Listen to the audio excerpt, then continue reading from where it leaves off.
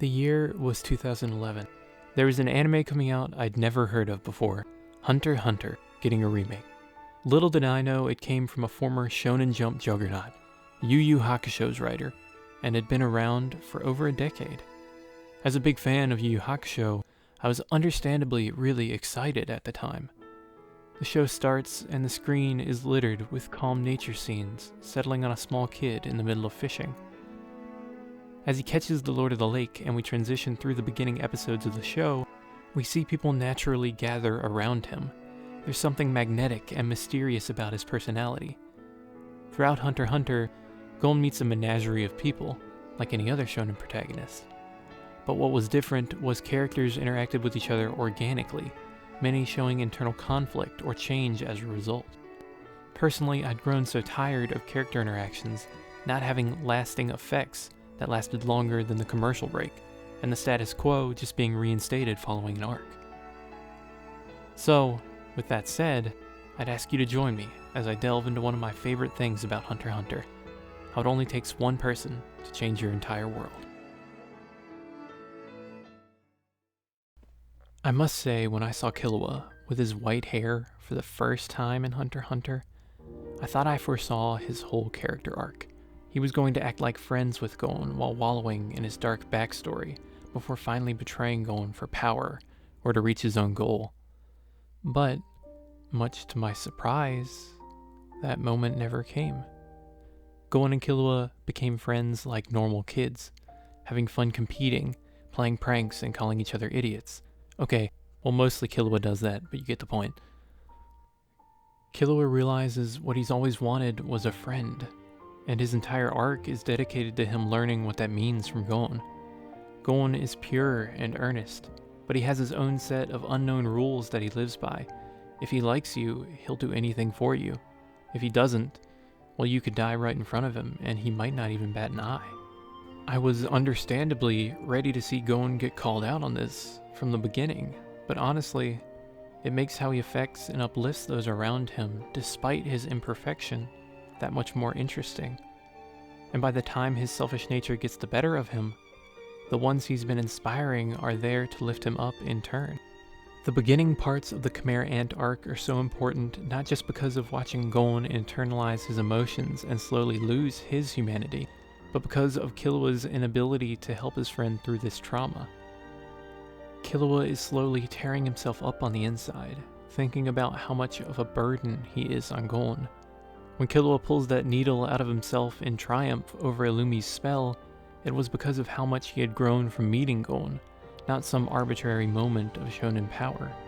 Killua begins to understand that people can change and do good no matter their circumstances. He stands up for Genthru when Gorenu refuses to heal him, and saves Ikago because he saw how loyal he was. He understands that just like him, a killer from birth, everyone has their own circumstances that made them who they are, and all they need is one friend, one light, one act of mercy to show them the way.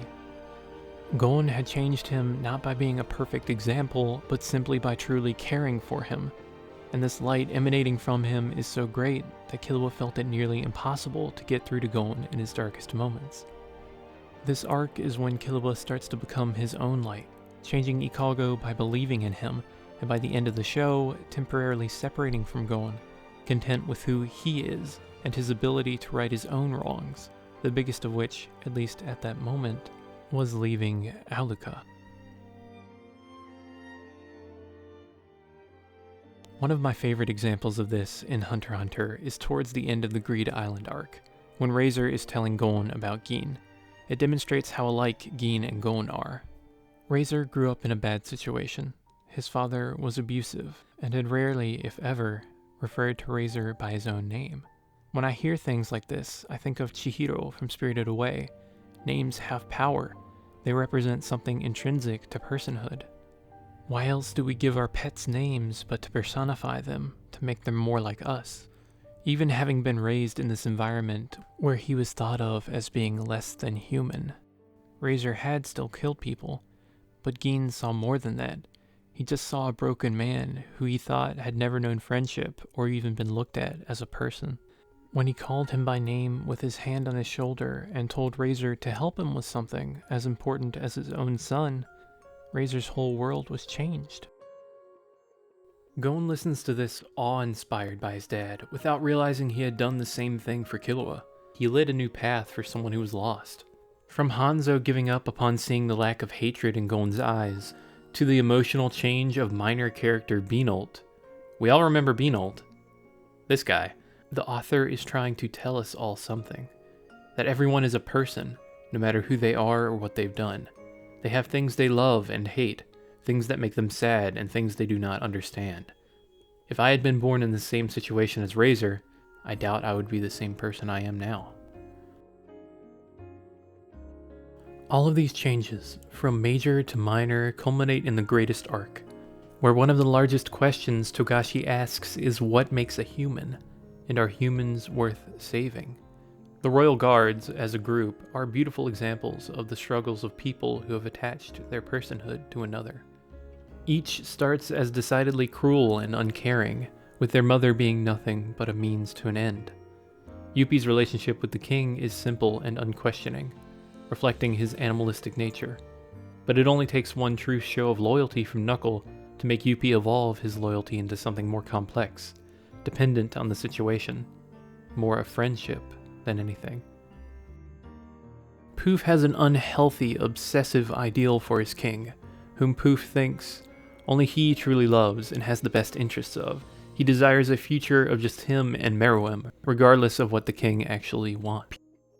Pito starts as undoubtedly one of the cruelest of the guards, but their redeeming feature is their pure reliance on the king, mirroring Killua and Gon's relationship, with Pito wanting the king to be who he wants to be, crying with Meruem when he is hurt, and doing all they can for him. The guards find themselves in Meruem even in their last days, as they came to terms with how they would react to Meruem's newfound humanity, some with acceptance and contentment in how they had lived, and another in blind hubris, refusing to accept that he was wrong. Decidedly, the king, Meruem, upon birth is the pinnacle of physical and mental perfection, and he has been told nothing but how important and precious he is by his mother. His pride as an ant is understandable, and his twisted view of everyone, including his own subordinates, as inferior, makes sense.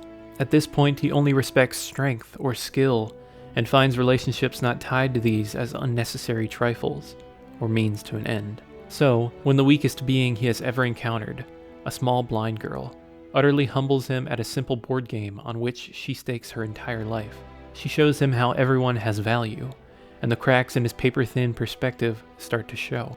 He finds himself protective of her, wanting to see her more and more. He denies it, but clearly, upon her injury, he is bonded with her irrevocably. When he loses his memory, it is clear that his development as a person was singularly connected to Komugi, just as all the people in Hunter x Hunter before him had changed as a result of meeting someone. Having evolved as a result of this meeting, he truly treats his guards as dear friends, previously trusting Pito with healing Komugi, and expressing his gratitude for Yuppie and Poof's sacrifice.